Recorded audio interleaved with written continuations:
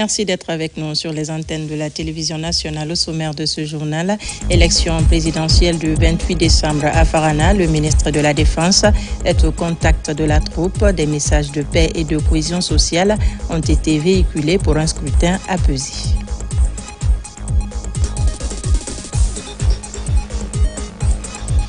Rétrospective 2025, place au secteur de l'élevage et de la pêche. Des changements ont été opérés, des initiatives qui montrent une volonté de structurer ces secteurs pour assurer la durabilité et leur contribution au développement économique du pays. Nous irons au Maroc pour parler du festival Timitar, un rendez-vous culturel qui mobilise des musiciens venus de tous les coins du monde, espace de dialogue et de partage d'idées entre les festivaliers. C'est tout pour les titres. Bonsoir et vous êtes les bienvenus à la une de l'actualité ce soir. Vers la présidentielle du 28 décembre 2025, le ministère de l'administration du territoire et de la décentralisation est renforcé sur le plan de la logistique.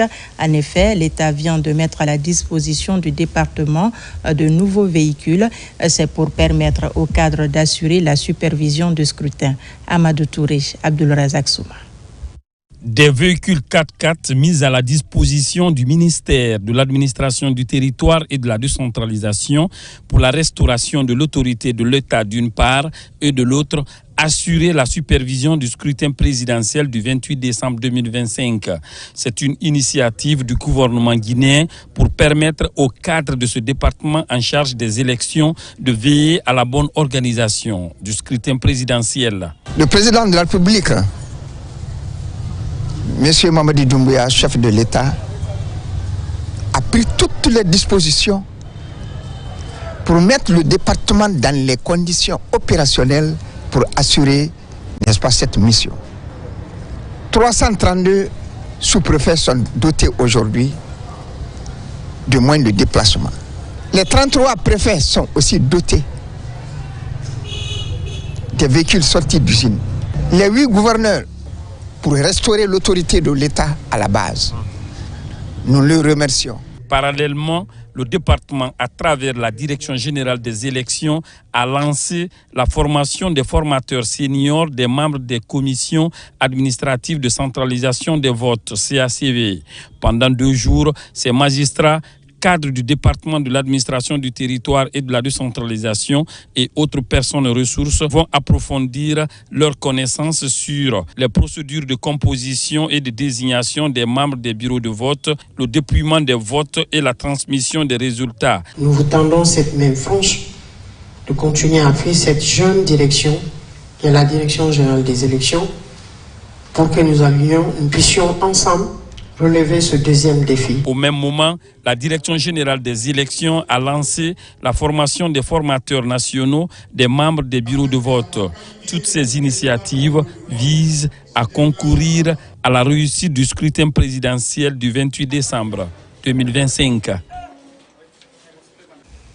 Le président de la Haute Autorité de la Communication poursuit sa tournée de sensibilisation à l'intérieur du pays. Boubacar Yassine Diallo était à Kindia où il a rencontré les journalistes des médias publics et privés autour des questions de responsabilité sociale des journalistes.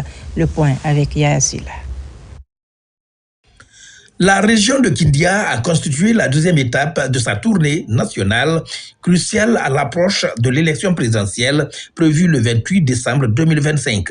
Le président de la Haute Autorité de la Communication, Boubacar Yassine Diallo, est venu témoigner sa reconnaissance au travail bien fait des journalistes de Kindia pendant le référendum passé. Faites très bien pendant 1 an tous.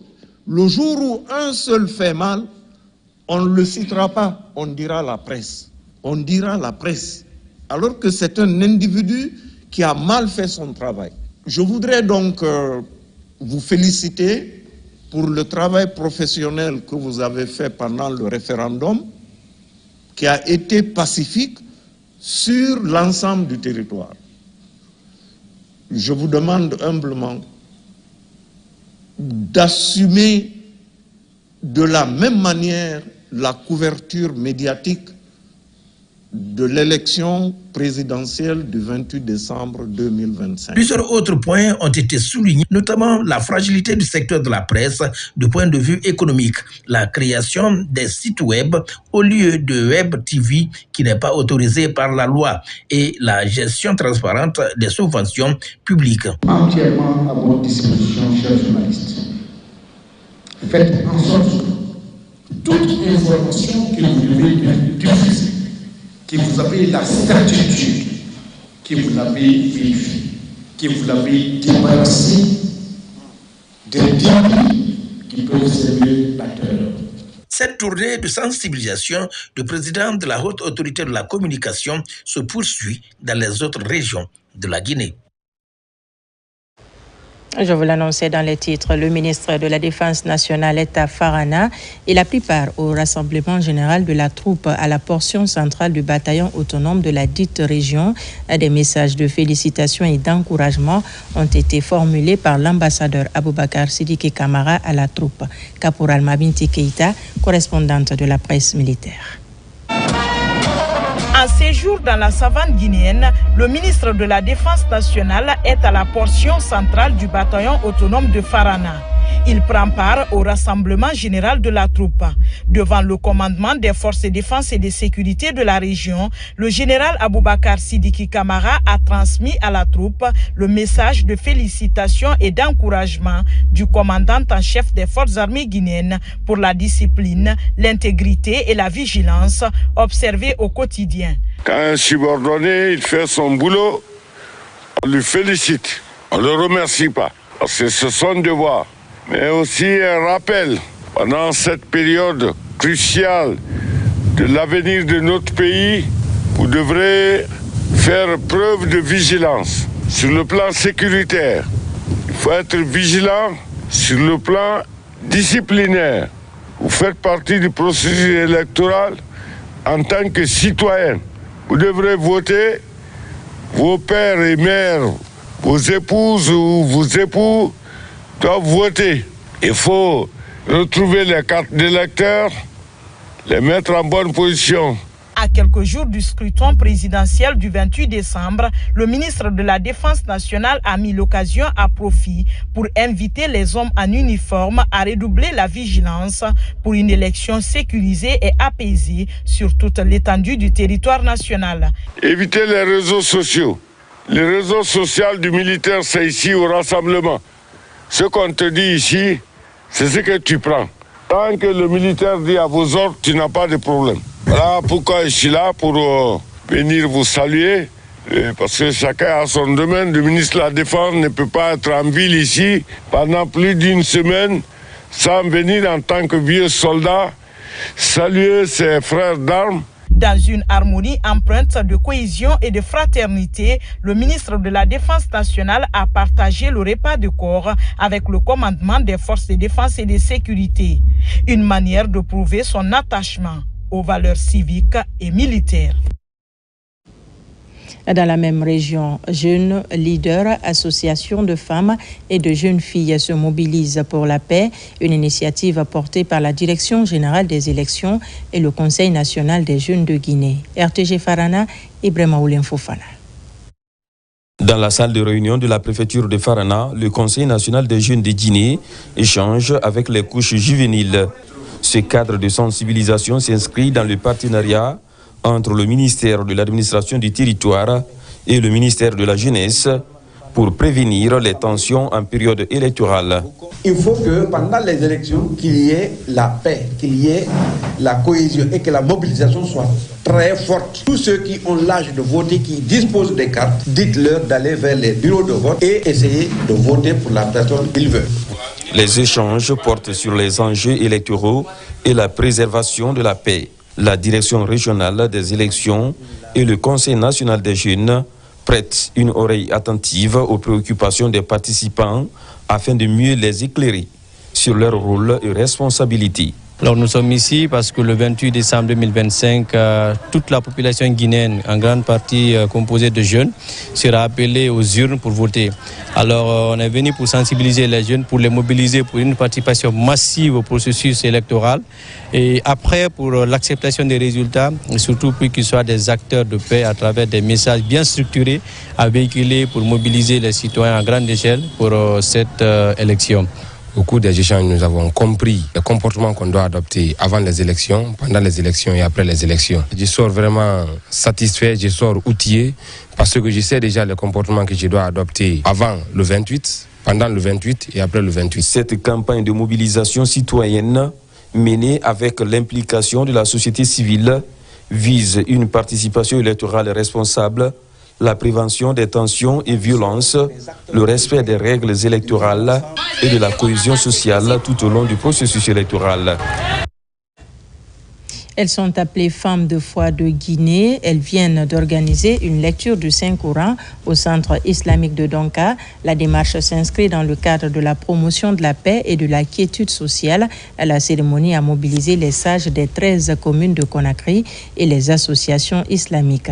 Compte rendu Fatmata Batouli Diallo. Elles ne partagent pas la même religion, mais elles ont une vision commune, celle de promouvoir le vivre ensemble en Guinée. Réunies dans cette salle polyvalente du Centre islamique de Donka, ces femmes musulmanes et chrétiennes ont décidé de parler d'une seule voix pour prêcher la paix et la non-violence en cette période électorale. La Guinée a besoin de repères, elle a besoin de lumière, elle a besoin de voix qui apaisent. Et ces voix, c'est les nôtres, les voix des femmes.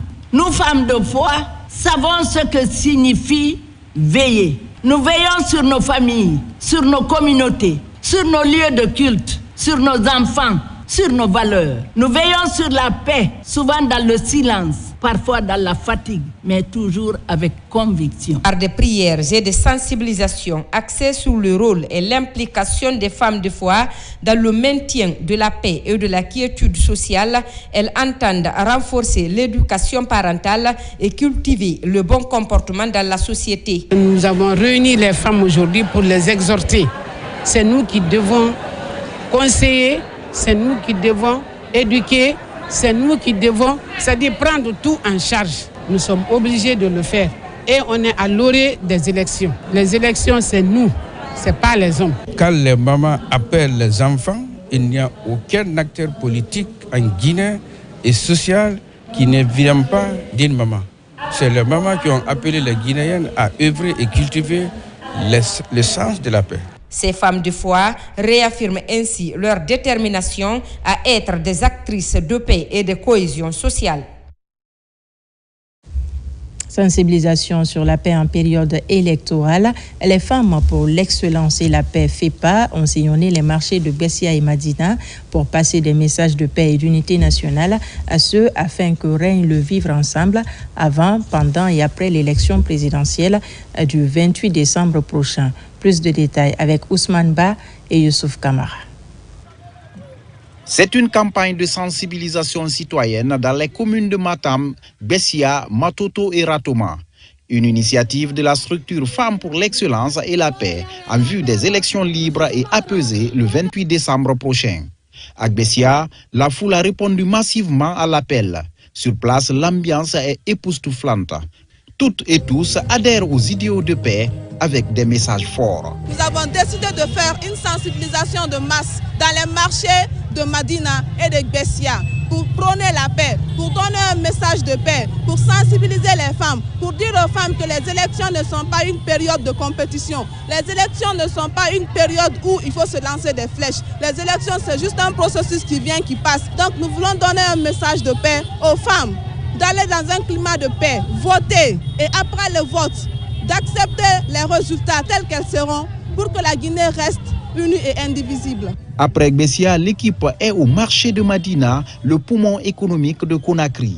Les femmes qui constituent le baromètre de la société sont sur place et les mêmes messages de paix et de cohésion sociale sont distillés. Le jour des élections, je souhaite que le scrutin se déroule dans la paix et la quiétude. Chacun doit s'impliquer à tous les niveaux pour que règne la paix dans tout le pays. Déterminée à aller jusqu'au bout, l'ONG Femmes pour l'excellence et la paix envisage de déployer des équipes le jour des élections pour constater la réussite de leurs efforts fournis pendant cette période de campagne présidentielle. Dans la sous-préfecture de Kouroussa, les sages de la sous-préfecture de Babila se sont retrouvés pour une grande cérémonie de lecture du Saint-Coran. Des prières ont été faites pour une élection apaisée dans notre pays. Les imams des 15 localités relevant de la juridiction de Babila ont répondu présents à l'appel. Notre reporter Bakari Bamba Kondé était de la partie. Suivez. Dans un élan de solidarité et de paix, les sages des 15 districts de la sous-préfecture de Babila, situés dans la préfecture de Kouroussa, se sont réunis sur la place publique pour promouvoir le vivre ensemble à l'approche des élections présidentielles. Cette rencontre est également l'occasion de prier pour un bon déroulement de la présidentielle du 28 décembre prochain à travers toute la Guinée. Un moment fort symbolisant l'espoir d'une Guinée nouvelle. Elhadj Amadi Keita à la Cour suprême de Conakry. Il a pris cette initiative effectivement au nom du village et pour effectuer cette lecture de Coran pour l'apaisement et la paix et l'entente au sein de notre communauté. Ces sages de Hamana ont plusieurs fois rappelé l'importance de l'unité et de la sérénité dans le processus électoral. Ils ont aussi appelé tous les citoyens à privilégier le dialogue et la compréhension mutuelle afin d'éviter les tensions et les conflits en cette période sensible. C'est pour une élection apaisée que cette cérémonie est initiée, mais aussi pour la prospérité et le développement du pays, qu'il y ait assez de bonheur en Guinée et que tout le monde en bénéficie. Nous demandons à tous les Guinéens de mettre le pays au-dessus de tout. Les autorités sous-préfectorales ont évoqué le rôle crucial des élections dans le développement du pays et insisté sur le droit de vote, soulignant que chaque voix compte. La sensibilisation est en cours, savoir voter dans les urnes. Dans la paix et tranquillité, on a les présidents de district et consorts qui s'entretiennent avec les gens, la communauté et autres, pour qu'il y ait toujours la paix dans la communauté. La rencontre des sages de Babila est un appel à la paix et à l'unité à l'approche des élections présidentielles. En s'unissant autour d'une prière pour leur pays, ils montrent que la solidarité et le respect mutuel sont essentiels pour assurer un avenir serein et prospère pour tous les Guinéens. C'est un pas important vers l'amélioration de la gestion des finances publiques en Guinée. Une rencontre nationale de validation du plan stratégique 2026-2030 a eu lieu à Conakry, une initiative du ministère de l'Économie et des Finances à travers la Direction générale du contrôle des marchés publics. Résultat recherché, renforcer la performance de la commande publique et améliorer la qualité de la dépense publique. Mamadi Gassama nous en dit plus. Le programme de référence intérimaire étant arrivé à son terme, tous les projets de développement sont désormais orientés vers le programme Simandou 2040. Et c'est à ce titre que se tient cette rencontre nationale de validation du plan stratégique 2026-2030 de la Direction générale du contrôle des marchés publics. La validation du plan stratégique de la DGCMP consiste à doter notre direction d'un cadre de référence de travail, de collaboration avec ses partenaires et pour nous permettre de sortir désormais du pilotage à vue. L'enjeu est de redynamiser, moderniser et professionnaliser davantage la commande publique. Ces défis sont d'ordre de gouvernance, sont d'ordre de procédure, mais aussi ces défis sont d'ordre des capacités techniques humaine, tout simplement de capacité opérationnelle. Ce plan national qui se repose sur 4 axes stratégiques majeurs permettra désormais à la Direction générale du contrôle des marchés publics de renforcer son système de contrôle et maximiser sa contribution à la croissance économique nationale. Le premier axe de ce plan-là vise à aider la DGCMP à se digitaliser. Le deuxième axe qui va être abordé, c'est l'axe de la performance même de la DGCMP et l'amélioration de la gouvernance de la commande publique. Le troisième axe, c'est le renforcement des capacités des acteurs de la commande publique de Guinée. Et le quatrième axe va mettre l'emphase beaucoup plus sur la déconcentration des services de la DGCMP à l'intérieur du pays. Pour les autorités, ce nouveau plan constitue un outil essentiel pour garantir une meilleure gouvernance à travers une utilisation rationnelle des ressources et une commande publique plus efficace au service du développement. Dans l'actualité encore, la Jeune Chambre internationale de Guinée a tenu sa convention nationale du mandat 2025 et l'élection du nouveau bureau pour l'année 2026. Le but est de promouvoir le leadership et l'alternance démographique au sein de cette organisation. Plus de détails avec Mikini Moussa Kamara et Ibrahima Oulem Fofana. La Jeune Chambre internationale JCI de Guinée a procédé au renouvellement de son bureau exécutif pour la mandature 2026. Une assemblée élective a suivi pour élire le nouveau bureau avec la présidence de l'organisation locale comme poste phare. L'heure est venue d'ouvrir un nouveau chapitre de notre histoire. La JCI Guinée doit se réinventer, se moderniser et redéfinir son image pour être encore plus proche des jeunes, plus audible dans l'espace public et plus crédible auprès de nos partenaires. Moment fort de notre calendrier institutionnel, ce que nous avons vécu ces dernières semaines va bien au-delà de la simple exécution d'un programme. Cela a été un exercice de leadership collaboratif, fait de résilience, d'adaptation, parfois d'incertitude, mais nous étions animés par une volonté commune, servir avec excellence. Le bureau sortant énumère le bilan de son mandat. Si je devais résumer notre mandat en 3 mots, ce serait travail, résilience et impact. La Jeune Chambre internationale JCI est une ONG mondiale qui fédère les jeunes chambres de plus de 124 pays, réunissant des jeunes de 18 à 40 ans engagés pour transformer leur communauté. Présente au sein d'institutions comme l'ONU, l'UNICEF et l'UNESCO, la JCI agit pour les objectifs de développement durable. À l'Université de l'Abbé, des infrastructures modernes voient le jour. Elles sont inaugurées en présence des membres du gouvernement, des infrastructures pour renforcer l'excellence académique. Par ailleurs, des ordinateurs sont remis aux étudiants les plus méritants. Mounir Barish, reportage. Ces infrastructures pédagogiques modernes réalisées par le ministère de l'Enseignement supérieur viennent transformer durablement l'Université de l'Abbé. Elles répondent aux commodités requises et s'inscrivent dans la vision du chef de l'État qui place l'éducation au cœur du programme Simandou à travers le volet Simandou Academy dédié à la formation du capital humain. En inaugurant ces nouveaux bâtiments, vous affirmez clairement que l'enseignement supérieur n'est pas une charge pour l'État, mais un investissement stratégique pour l'avenir de la Guinée.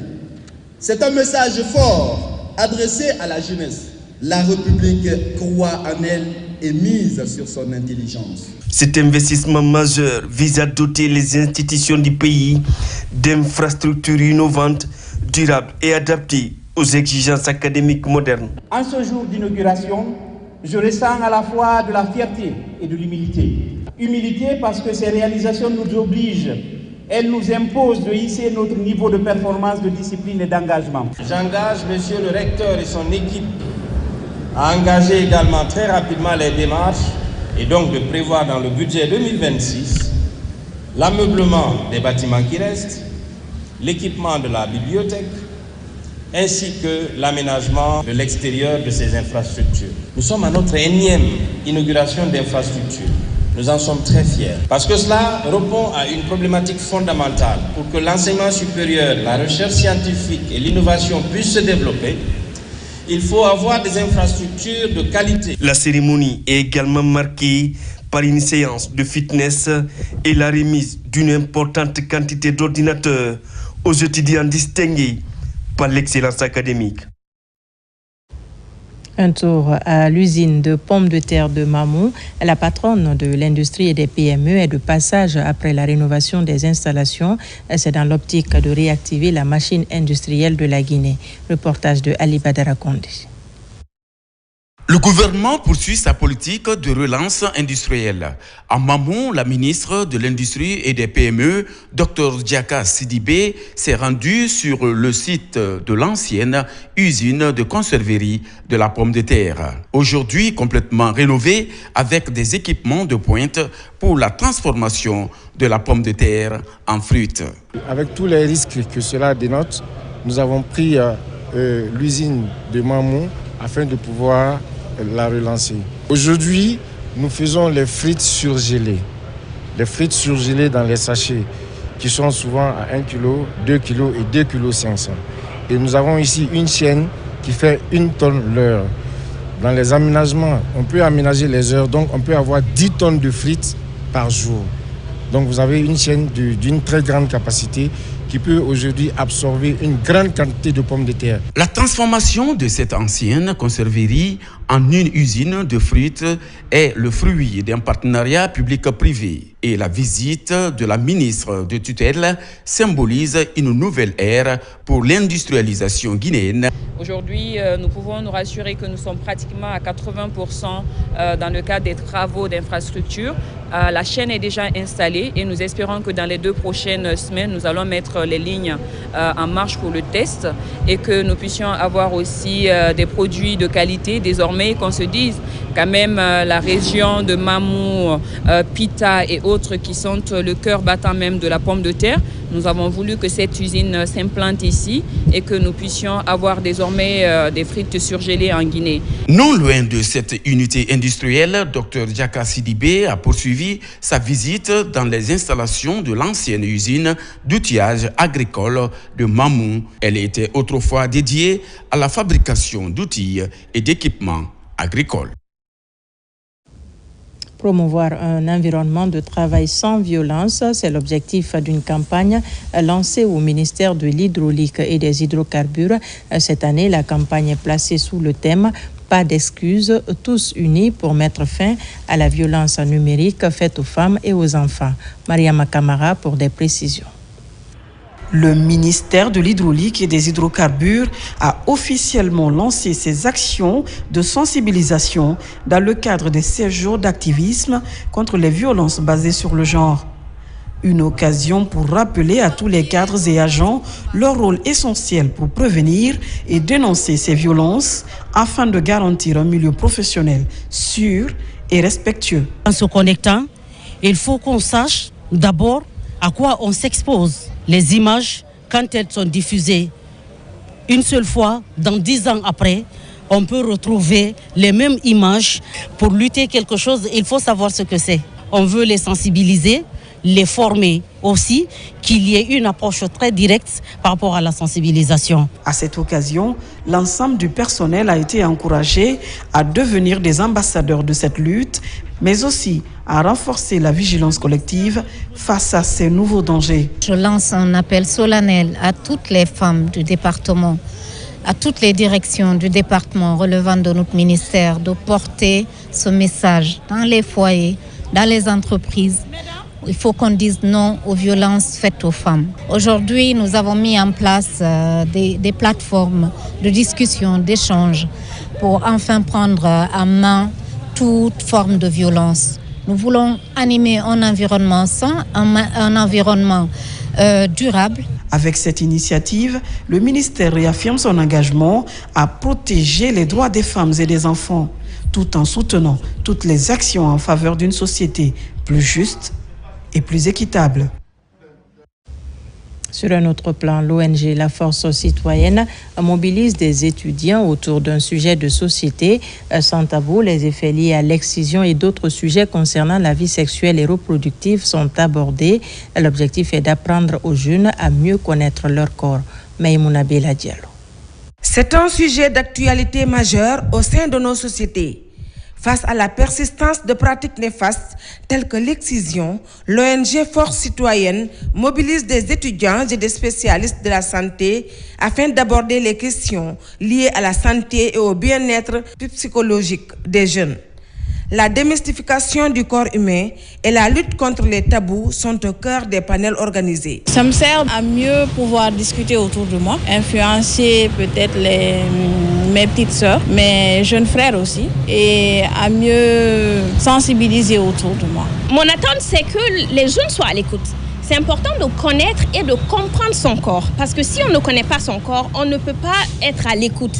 Parfois, il y a des maladies qui nous atteignent ou des problèmes que nous avons, mais qu'on aurait pu prévenir en étant à l'écoute de notre corps. Donc vraiment, c'est de la sensibilisation qu'on veut faire. On veut que les jeunes soient engagés et qu'ils soient à l'écoute de leur corps. L'excision et ses lourdes conséquences sur la santé physique et mentale des femmes, notamment les complications médicales, les traumatismes psychologiques et les atteintes aux droits humains ont été largement abordés. Les échanges ont également porté sur l'anatomie des organes sexuels et l'importance de l'éducation sexuelle dans la prévention de ces pratiques. L'objectif, c'était vraiment de partager avec les étudiants et étudiantes des connaissances par rapport à son corps, des informations liées à l'excision, des informations liées à la lutte contre le cancer du sang, le cancer de la prostate aussi, parce que lorsqu'on connaît son corps, on peut lutter contre beaucoup de maladies. Ce panel s'inscrit dans une série d'activités planifiées par l'ONG Force Citoyenne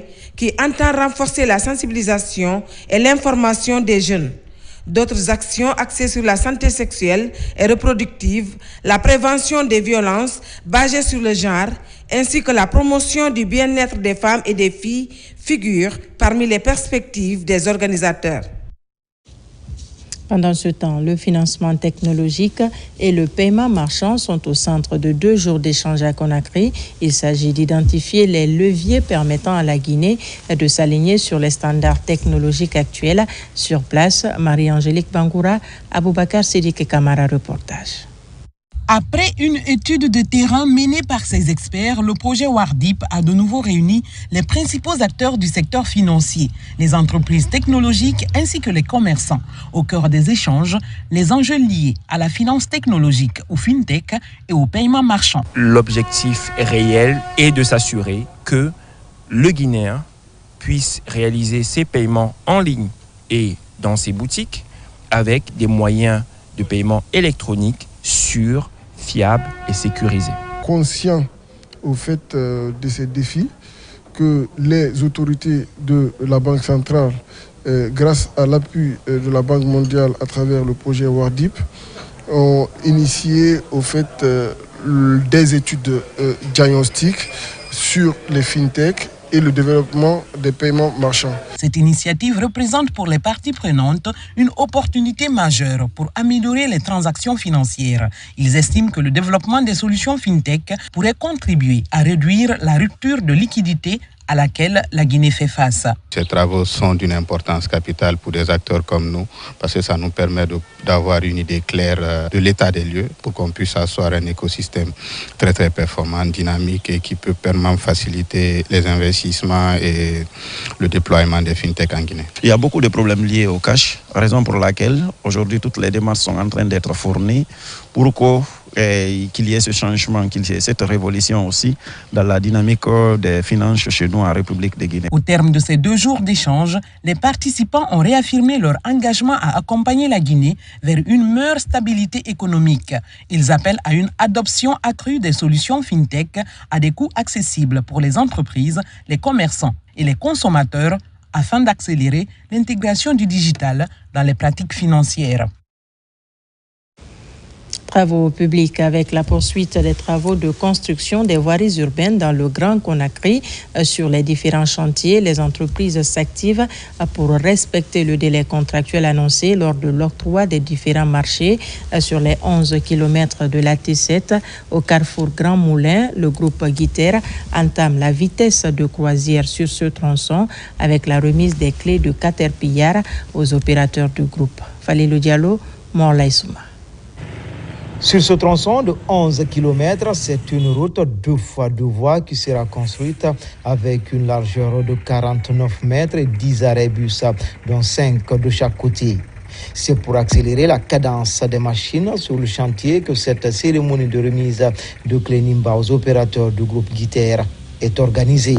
Notre rôle, c'est vous apporter, en tout cas en ce qui concerne nos domaines de compétences, plus de support pour que vous puissiez vous concentrer sur votre métier qui est de construire la Guinée. Notre rôle, c'est c'est que vous puissiez vraiment tirer la pleine capacité, le plein potentiel de ces équipements et que vous puissiez réussir vos projets dans les temps avec les coûts opérationnels prévus, justement pour avoir la meilleure profitabilité et pouvoir tirer le maximum des équipements. Avec ces machines Caterpillar, c'est la vitesse de croisière qui sera désormais entamée sur ce chantier routier. Un chantier qui va désengorger l'autoroute Le Prince et améliorer la fluidité de la circulation dans le Grand Conakry. Aujourd'hui, Dieu merci, on vient d'acquérir ces équipements qui vont nous permettre de travailler et dans le temps et en qualité pour la réalisation de ce projet ambitieux qui est la réalisation de l'autoroute 2x2 sur 11 km. Cette cérémonie marque bien plus qu'une livraison d'équipements.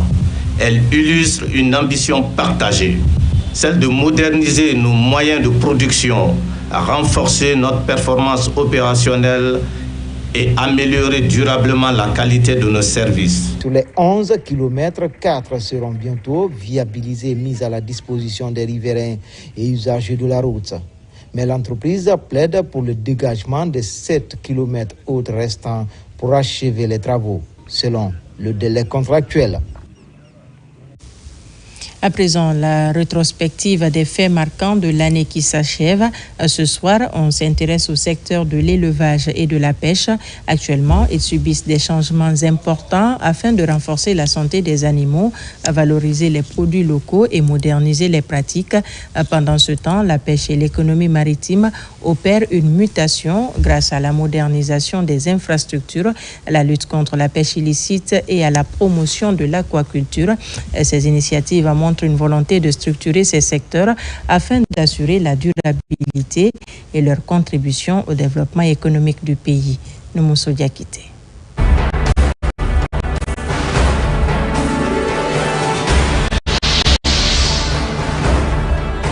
L'année qui s'achève aura été marquée par une dynamique nouvelle dans le monde rural guinéen, affirmant ainsi son rôle essentiel dans le développement national. Au ministère de l'Élevage, sous la direction de Félix Lama, des mesures réglementaires ont été mises en place, telles que l'élaboration de textes d'application du code pastoral, du code de l'élevage et des produits animaux, ainsi qu'un guide des bonnes pratiques en élevage intensif. Pour relancer la filière avicole et en réponse à la grippe aviaire, le ministère a distribué gratuitement 600 000 poussins et 400 tonnes d'aliments, subventionné 100 000 tonnes de maïs, en plus d'appuyer les porciculteurs de la région forestière. 851 fermes fonctionnelles ont été intégrées dans une base de données nationale en cours de conception et un réseau vétérinaire national a été mis en place, renforcé par un dispositif de vaccination plus efficace. Ainsi, une campagne nationale de vaccination gratuite contre la rage avec 300 000 doses disponibles a été lancée, accompagnée d'un outil digital innovant pour surveiller la santé des animaux vaccinés. Pour résoudre les conflits entre éleveurs et agriculteurs, des mesures strictes ont été prises par le président Mamadi Doumbouya et supervisées par le ministre Félix Lama en octroyant des zones de pâturage et en interdisant la transhumance frontalière. Par ailleurs, un partenariat avec l'Agence brésilienne de coopération a été établi pour améliorer la génétique des vaches de la race locale Ndama et un programme national d'insémination de 2000 vaches a été lancé avec la FAO. L'année 2025 aura été l'année de la transformation et de la promotion du secteur de l'élevage afin d'assurer la souveraineté nutritionnelle et alimentaire en Guinée. Parallèlement, sur le littoral, la pêche et l'économie maritime poursuivent leur mutation avec des actions telles que la modernisation des infrastructures, la lutte contre la pêche illicite et la promotion de l'aquaculture. La validation récente de conquis au CNT marque une étape importante dans l'implémentation de la nouvelle politique publique alignée avec le programme d'économie bleue de l'Union africaine qui vise à valoriser durablement les ressources maritimes et fluviales du continent. Ces initiatives démontrent la volonté du pays d'exploiter ses ressources bleues de manière optimale tout en préservant l'environnement marin. Les secteurs de l'élevage et de la pêche se rejoignent dans une ambition commune, construire une économie durable, solidaire et résiliente où le monde rural joue un rôle central dans le développement économique et social de la Guinée.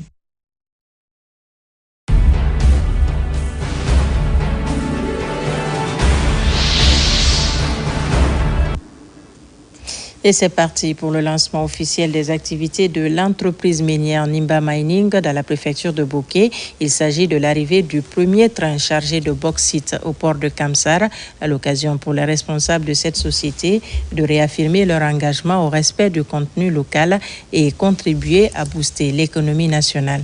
Younoussa Tawel Kamara est notre correspondant dans la région. C'est le premier train minéralier du Nimba Mining Company. L'arrivée de ce train chargé de bauxite ici au port de Kamsar annonce le démarrage effectif des activités de cette compagnie minière qui évolue dans la région de Boké, plus précisément dans la zone de Tingilinta, sous-préfecture de Sangaredi. Je crois qu'on peut dire aujourd'hui que la Guinée, elle va pouvoir donner des leçons au reste du monde comment démarrer une mine rapidement. Je voudrais remercier le département sécurité, les pompiers, l'équipe IRT, une société 100% guinéenne, 99% d'employés guinéens. Cet instant marque un tournant majeur pour notre compagnie. Pour la première fois, notre chaîne logistique fonctionne de bout en bout, de l'extraction au chargement maritime.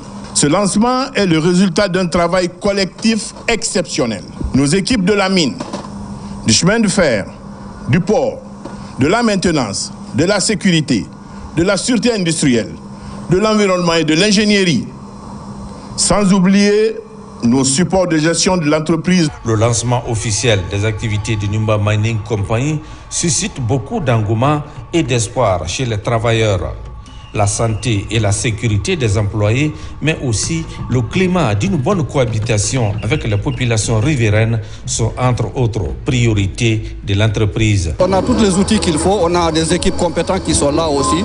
Chaque activité, chaque tâche est évaluée au départ avant de commencer n'importe quelle activité. Ce qui nous permet d'évaluer les risques et mettre des mesures collectives en place avant d'entamer n'importe quelle activité. Nimba Mining Company vient ainsi s'ajouter aux autres entreprises minières évoluant dans la région administrative de Boké pour booster l'économie nationale et lutter efficacement contre le chômage des jeunes. Le développement local et de vivre ensemble à Boké, la 4e édition du mini-marathon annuel vient de se tenir à Koboye dans la sous-préfecture de Tanene. Près de 600 coureurs ont parcouru 8 km dans la fraternité. Une mobilisation locale autour du sport initiée par le consortium SMB Winning dans le but de promouvoir la santé et le bon voisinage avec les communautés. Le portage de Mamadi Terna Kamisoko. Près de 600 coureurs, un même élan et un message fort. Courir pour la paix et la cohésion sociale. À Boké, le consortium SMB Winning organise la 4e édition de son mini-marathon dans le district de Kaboué, à Maraya, sous-préfecture de Tanene. Ici, le sport s'impose ainsi comme un outil de rassemblement au service du développement local et du vivre ensemble. Sans nul doute, cette discipline sportive constitue un puissant facteur d'émulation. Elle incite chaque participant à se surpasser afin de porter haut le flambeau d'une génération consciente, responsable et engagée pour le développement de notre pays. Ce que nous allons exhorter à la population, c'est de faire de façon à les protéger, de ne pas barricader, de ne pas faire des histoires. Quand il y a des problèmes, remonter à la hauteur des autorités au niveau régional, préfectoral ou communal. Travailleurs du consortium, jeunes de la commune urbaine, agents de l'administration et représentants des collectivités locales ont parcouru 8 km aller-retour, tous à chance égale. Au-delà de la compétition, ce mini-marathon se veut un symbole de bon voisinage et de fraternité. J'ai déjà été 7e, puis 2e l'année dernière. C'était donc un objectif personnel de finir premier cette année. Le plus grand motif de l'organisation de ce mini-marathon est pour créer une relation harmonieuse entre le consortium, le SMB Winning et la communauté riveraine à Boké. À travers cette 4e édition, SMB Winning réaffirme son engagement en matière de responsabilité sociétale, de dialogue communautaire et de promotion d'une paix durable et inclusive. La cérémonie s'est achevée par la remise des prix aux meilleurs coureurs des catégories guinéennes et chinoises dans une ambiance festive. Et puis la protection des concessions minières, une promesse renouvelée à Kouroussa. Au stade municipal, un rendez-vous sportif est organisé pour promouvoir la cohabitation pacifique entre l'entreprise KGM et ses communautés impactées. L'événement annonce également les festivités de fin d'année pour exposer de grandes ambitions. Le point avec Diamokaba. Kouroussa autour de Curon, de belles histoires de cohabitation pacifique reprennent entre l'entreprise KGM et ses communautés. Le regain de motivation ne laisse personne indifférent pour célébrer l'entente. Ce match marque le début de nos célébrations de fin d'année 2025 qui symbolise l'unité qui nous anime. Ce match est une fête, mais il symbolise aussi notre engagement partagé, travailler ensemble pour le succès de Kouroussa et de la mine de KGM.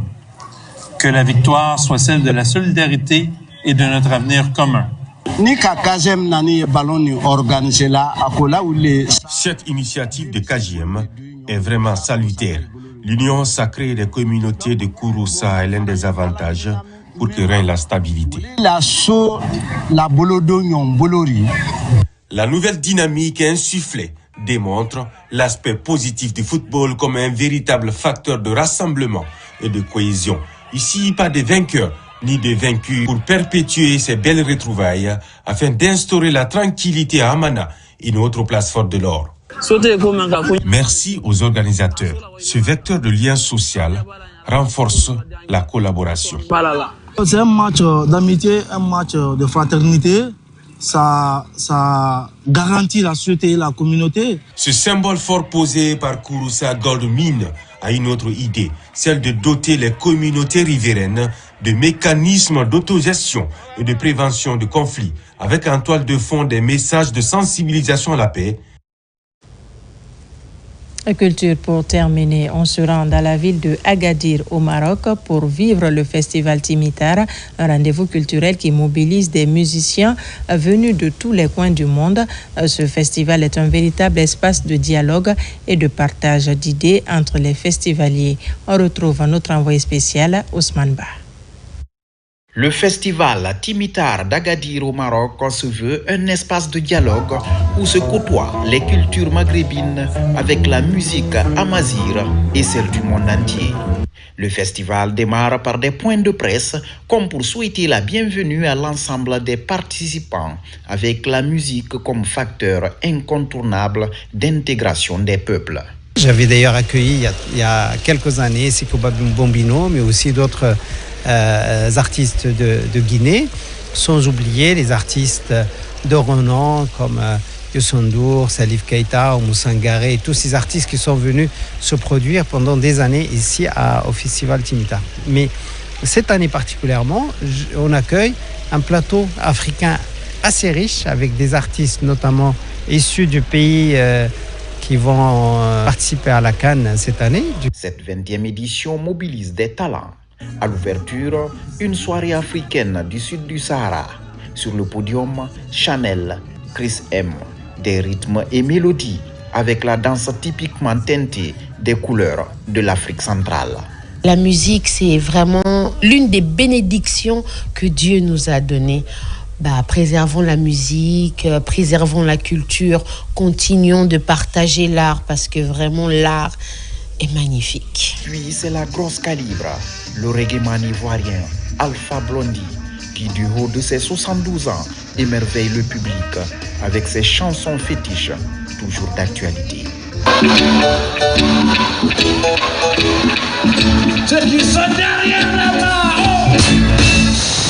Cette première journée est riche de couleurs, mettant en exergue la place de la musique dans le renforcement des liens entre les peuples pour un devenir commun de l'humanité tout entière.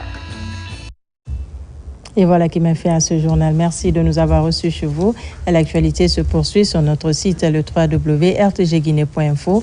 Je vous dis à très vite pour d'autres informations de la Guinée, notre paradis, terre de richesse et d'innovation. Thank you.